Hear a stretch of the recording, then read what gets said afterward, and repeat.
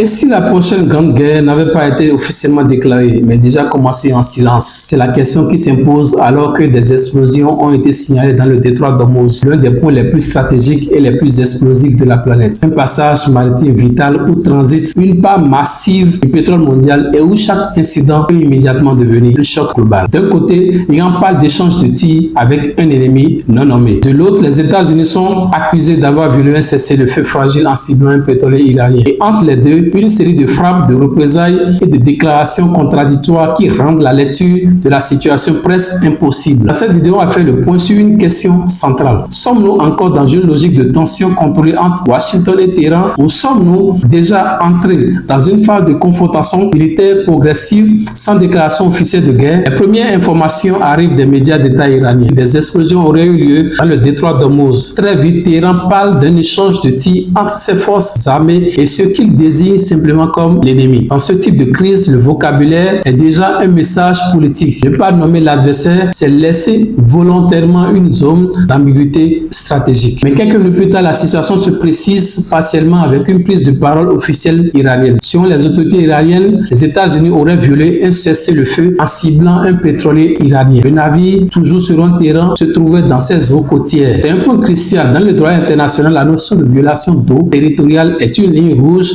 majeure souvent utilisée comme justification de représailles militaires. Et justement, la réponse iranienne ne s'est pas fait attendre. Téhéran affirme avoir lancé des actions de représailles contre des navires militaires américains présents dans le détroit d'Ormuz. Nous sommes ici dans une logique d'action-réaction quasi immédiate, typique des phases d'escalade rapide où chaque partie répond sans entendre la vérification complète des faits. Face à ces accusations, la réaction américaine est pour l'instant inexistante sur le plan officiel. Ni la Maison-Blanche, ni le Pentagone ne confirment ni ne démentent ces événements. Mais dans les médias américains, les informations circulent déjà. Certaines chaînes, dont Fox News, évoquent des frappes américaines sur plusieurs sites situés à l'intérieur du territoire iranien. Cependant, un responsable américain non identifié nuance fortement cette lecture. Selon lui, il ne s'agirait ni d'une rupture du cessez-le-feu, ni d'un retour à un conflit ouvert. Autrement dit, Washington semble chercher à maintenir une position extrêmement délicate, frapper sans assumer la guerre. Cette situation s'inscrit dans un contexte verbal déjà très dur. Plus tôt, le président américain avait déjà tenu des propos particulièrement fermes, déclarant que tout navire américain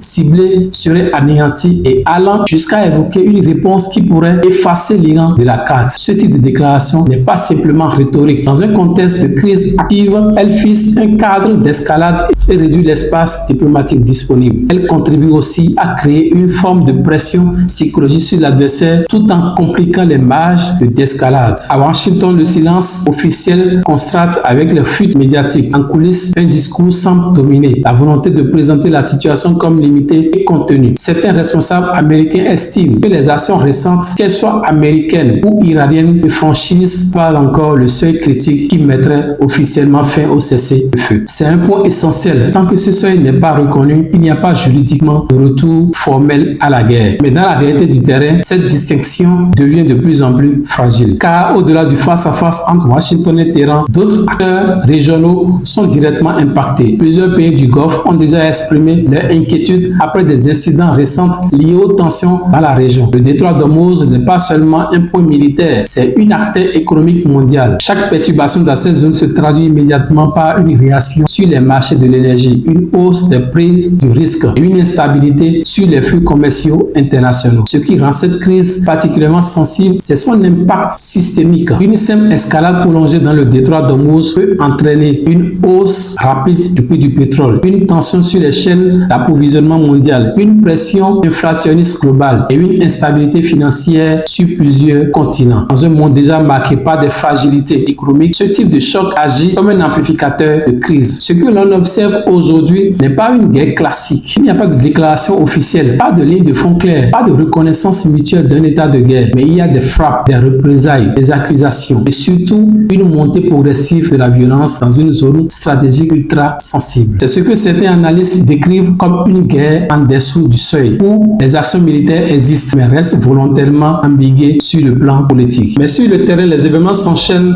avec une rapidité qui laisse peu place à la désescalade. Le détroit d'Ormuz reste sous tension maximale. Les versions s'opposent. Les silences pèsent autant que les déclarations et chaque nouvelle information peut faire basculer l'équilibre déjà fragile de la région. La véritable question question n'est peut-être plus de savoir si une escalade est possible, mais plutôt à partir de quel moment considérera-t-on qu'elle est déjà irréversible.